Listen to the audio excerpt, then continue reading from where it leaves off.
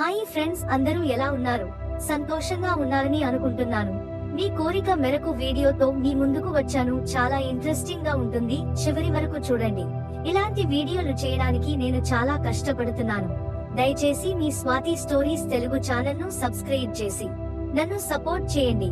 ఇంకా స్టోరీలోకి వెళ్తే, ఇప్పుడు నేను నిన్ను మా ఇంటికి తీసుకెళ్తున్నాను అని చెప్పాడు. మీ ఇంటికి ఎందుకు అని అడిగాను. నేను అక్కడికి వెళ్ళిన తర్వాత చెప్తా, ఇది నీకు సర్ప్రైజ్ అని చెప్పాడు. మీ ఇంట్లో మీ పేరెంట్స్ లేరా అని అడిగాను. మా పేరెంట్స్ అందరూ ట్రిప్ కి వెళ్లారు అని చెప్పాడు. అప్పుడు నాకు పృథ్వీ గడిపై కొంచెం అనుమానం వచ్చింది. అక్కడికి వెళ్ళిన తర్వాత వీడు ఏమైనా చేస్తాడేమో అని నాకు కొంచెం భయం వేసింది. అయిన వాడు ఏం చేస్తాడో చూద్దాం అన్న ఆతృత కూడా ఉంది. అలా కాసేపటికి పృథ్వీ గాడి ఇంటికి వెళ్ళాము. వాళ్ళ ఇల్లు చాలా పెద్దగా ఉంది.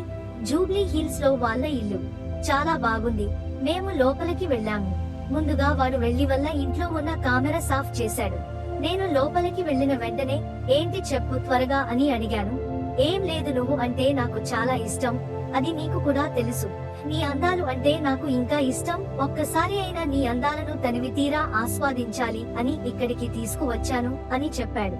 అది కూడా నీకు నేను ఇష్టమైతే అని చెప్పి వాడు లోపలికి వెళ్ళాడు. నేను అక్కడ కూర్చుని వాడు చెప్పిన దాని గురించి ఆలోచించాను. వాడికి నేను అంటే ఇష్టం, నాకు కూడా వాడు ఇష్టం. ఇంకా ఒకసారి అవకాశం ఇద్దాం అని డిసైడ్ అయ్యాను. కానీ ఇంకా ఏం చేస్తాడో చూడాలి అని అనుకున్నాను. అప్పుడు వాడు ఇంట్లో నుంచి 2 గ్లాసుల జ్యూస్ తీసుకుని వచ్చాడు. వాడు నాకు ఒకటి ఇచ్చాడు. ఇందులో ఏమైనా కలపవా ఏంటి అని నవ్వుతూ చెప్పాను. అప్పుడు పృథ్వీగాడు నాకు ఇచ్చిన గ్లాస్ వాడు తీసుకుని తాగేశాడు. ఇప్పుడు అనుమానం పోయిందా అని అడిగాడు. అదేం కాదు, చెప్పా పెట్టకుండా ఇలా తీసుకువచ్చేసరికి నాకు కొంచెం భయం వేసింది అని చెప్పాను. నువ్వు అంటే నాకు చాలా ఇష్టం, నేను చచ్చిన కూడా నీకు ఇబ్బంది కలిగే పని చేయను అని చెప్పాడు. అప్పుడు వాడి మట్లల్లో నాకు కొంచెం నిజం కనిపించింది.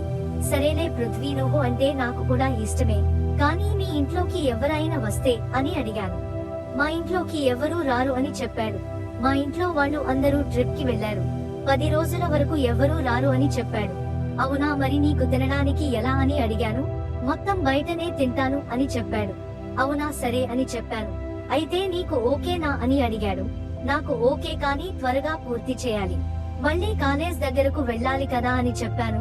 కాలేజ్ టైం లోపు వెళ్దాంలే అని చెప్పాడు. రూమ్ మా అమ్మ చీరలు ఉంటాయి, నా కోసం నువ్వు సారీ కట్టుకుంటావా అని అడిగాడు. అప్పుడు వాడి కోసం నేను చీర కొట్టుకోవడానికి సిద్ధమయ్యాను. వాళ్ళ అమ్మ చీరలు కొత్తవి నాకు చాలా చూపించాడు.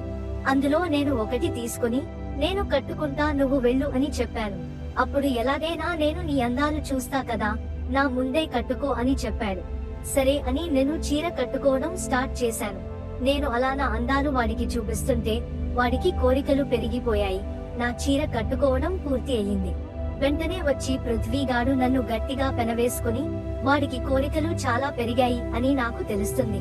నా ఒళ్ళంతా వాడి చేతులతో నన్ను ఏదో చేస్తున్నాడు. నా అందాలను మొత్తం ఆస్వాదిస్తున్నాడు. నాలో కూడా కోరికలు బాగా పెరిగేలా చేశాడు. వాడి చేయి నా వంటి పైన పడేసరికి నాకు ఒళ్ళంతా గూస్ బాంబ్స్ వచ్చాయి. వెంటనే స్టార్ట్ చేయిరా అని పృథ్వీ అని అడిగాను. అప్పుడు పృథ్వీగాడు నా అందాలను వదిలి వాడు యుద్ధం స్టార్ట్ చేశాడు. వాడు చాలా దృఢంగా ఉంటాడు. వాడు దృఢత్వాన్ని నాపై చూపించడానికి ట్రై చేస్తున్నాడు. నాకు అప్పుడు ఉన్న కోరికలకు అదే కావాలి అని అనుకున్నాను. వాడిని బాగా రెచ్చగొడుతున్నాను. కాసేపు చాలా నెమ్మదిగా యుద్ధం మొదలు పెట్టాడు. నాకు అది సరిపోలేదు. నేను ఏంట్రా పృథ్వీ, ఇంతేనా నీ బలం అని వాడు రెచ్చిపోయేలా మాట్లాడుతున్నాను. అప్పుడు పృథ్వీవాడు ఆసనాలు మార్చడం స్టార్ట్ చేశాడు. పూర్తిగా వాడి బలాన్ని మొత్తం పెట్టి ఆసనం వేస్తున్నాడు. అప్పుడు నాకు కోరికలకు సరిపోయేలా చేస్తున్నాడు. కాసేపటికి వాడు ఇంకా విచిత్రంగా ఆసనాలు వేశాడు. ఆ ఆసనానికి నాకు చుక్కలు కనిపించాయి. వాడి ఆసనాలకు నాకు చాలా ఇబ్బంది కాలేగాల చేశాడు. ఇంకా చాలురా పృథ్వీ అని అంటున్నాను. కానీ పృథ్వీగాడు మంచి హుషారుగా ఉన్నాడు. అస్సలు వదలడం లేదు. నన్ను పట్టుకుని ఆసనాలు వేస్తున్నాడు. నాకు అరగంట సేపు చుక్కలు కనిపించేలా చేశాడు. వాడు అలా చేస్తుంటే నాకు చాలా భయం కూడా వేసింది. చాలా సేపు నన్ను వదలలేదు. అలా కాసేపు ఆసనాలు వేసి సళ్ళబడ్డాడు. అప్పుడు నేను చాలా నీరసంగా అయిపోయాను. అక్కడే కాసేపు ఉండి ఎనర్జీ రావడానికి జ్యూస్ తాగి నెమ్మదిగా కాలేజ్ కు బయలుదేరాము. నన్ను బైక్ పై కాలేజ్ దగ్గర డ్రాప్ చేసి వచ్చాడు. అక్కడ మా రూమ్ ఫ్రెండ్స్ తో కలిసి రూమ్ కి వెళ్ళాము. పృథ్వీ గడితో వేసిన ఆసనాలకు నాకు కొంచెం జ్వరం వచ్చింది. మా ఫ్రెండ్స్ కూడా డౌట్ వచ్చింది. ఏంటి ఎక్కడికి వెళ్ళావు అని అడిగారు. వాళ్ళు నా చిన్నప్పటి ఫ్రెండ్స్ కాబట్టి చెప్పక తప్పలేదు. ఇలా మా క్లాస్ లో ఉన్న పృథ్వీ గాడి గురించి మీకు చెప్పాను కదా, ఇవాళ నన్ను వాడు వల్ల ఇంటికి తీసుకెళ్లాడు అని చెప్పాను. అవునా, నువ్వు కూడా వాడికి ప్రపోజ్ చేశావా అని అడిగారు. అవును, వాడు అంటే నాకు కూడా ఇష్టం అని చెప్పారు. అవునా, అయితే ఇంటికి వెళ్లి ఏం చేశారు అని అడిగారు. వాళ్ళ ఇంట్లో ఎవరూ లేకపోయేసరికి వాడు నా అందాలను ఆస్వాదిస్తున్నాడు అని అడిగాడు. అప్పుడు నేను కూడా సరే అని చెప్పాను. అలా వాడికి నేను ఒక అవకాశం ఇచ్చాను.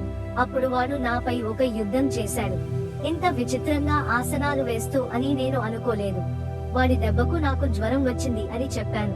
అవునా, ఆసనాలు వేయడం నువ్వు కూడా మొదటి అనుభవాన్ని రుచి చూసావు కదా అని నన్ను ఆట పట్టించారు. మా ఫ్రెండ్స్ వెళ్లి నాకు టాబ్లెట్స్ తీసుకుని వచ్చారు. అలా నేను ఒక 3 రోజులు కాలేజ్కి వెళ్ళలేదు. చాలా నీరసం అయిపోయాను. నాకు కొంచెం బలం వచ్చే వరకు కాలేజ్కి వెళ్ళలేదు. అప్పుడు పృథ్వీగాడు రోజు నాకు కాల్ చేసేవాడు. నాకు కావాల్సినవి అని వాడు నాకు తెచ్చి పెట్టేవాడు. నేను త్వరగా రికవర్ కావాలి అని నాకు మంచి ఫుడ్స్ తీసుకుని వచ్చి ఇచ్చేవాడు. నా గురించి వాడు చాలా కేర్ తీసుకునేవాడు. చివరికి నేను పెంచిన నా అందాలు పృథ్వీగాడికి స్వాధీనం చేశాను. నేను రికవరీ అయిన వెంటనే మళ్ళీ ఒకసారి వాడు నాతో ఆసనాలు వేశాడు. అలా మేము ఒక నెలకు కనీసం 3 సార్లు అయిన ఆసనాలు వేసుకునేవాళ్ళం. నేను బీటెక్ 2వ సంవత్సరంలో మేము ఇలా తిరుగుతుంది. మా ఇంట్లో మా నాన్నకు తెలిసింది. వెంటనే నాకు పెళ్లి చేసేశాడు. దెబ్బకు నా జీవితం మొత్తం రివర్స్ అయ్యింది. మా ఊరికి కొంచెం దూరంలో ఉన్న ఒక ఊరికి నాన్ను ఇచ్చి పెళ్లి చేశాడు. నేను ఎంత చెప్పినా కూడా వినలేదు. అలా తెలిసిన 2 నెలల్లో నాకు పెళ్లి చేసి వేరే ఊరికి పంపించాడు. ఇప్పుడు నా భర్త పేరు శ్యామ్. నాకు పెళ్లి అయిన విషయం పృథ్వీకి ఇంకా తెలియదు. అలా నాకు మా నాన్న పెళ్లి చేసేశాడు. ఇప్పుడు నా భర్త శ్యామ్ కూడా నన్ను బాగానే చూసుకుంటున్నాడు. ఆయన కూడా నా కోరికలను బాగా తీర్చేవాడు.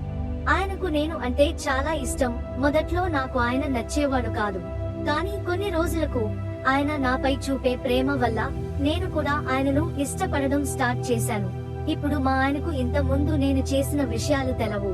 కానీ కొన్ని రోజులకు మేము మా ఆయనకు జాబ్ వచ్చి మళ్ళీ హైదరాబాద్ లో సెటిల్ అయ్యాము. అప్పుడు నాతో చదువుకుంటున్న ఫ్రెండ్స్ అందరూ బీటెక్ ఫైనల్ ఇయర్ కి వచ్చారు. ఎలాగో ఒకలా పృథ్వీగాడు నా మొబైల్ నెంబర్ తీసుకున్నాడు. ఒకరోజు నాకు కాల్ చేశాడు. నీకు పెళ్లి అయ్యిందంట కదా, ఇప్పుడు హైదరాబాద్ కి వచ్చారు. నాకు ఒక్కసారి అయినా కాల్ చేసి చెప్పాలి కదా అని అన్నాడు. మన విషయం తెలిసిన వెంటనే మా నాన్న నాకు పెళ్లి చేశాడు. 2 నెలల్లో నాకు పెళ్లి అయిపోయింది అని చెప్పాను. అలా వాడు మళ్ళీ నా జీవితంలోకి వచ్చాడు. అప్పుడప్పుడు ఎవ్వరూ లేని సమయం చూసుకుని నేను పృథ్వీగాడిని మా ఇంటికి పిలిచేదానని, అలా ప్రేమించిన వాడితో ఇంకా నా భర్తతో అలా నా జీవితం సాగిస్తున్నాను. మీకు నా కథ నచ్చితే దయచేసి లైక్ చేసి సబ్స్క్రైబ్ చేయండి.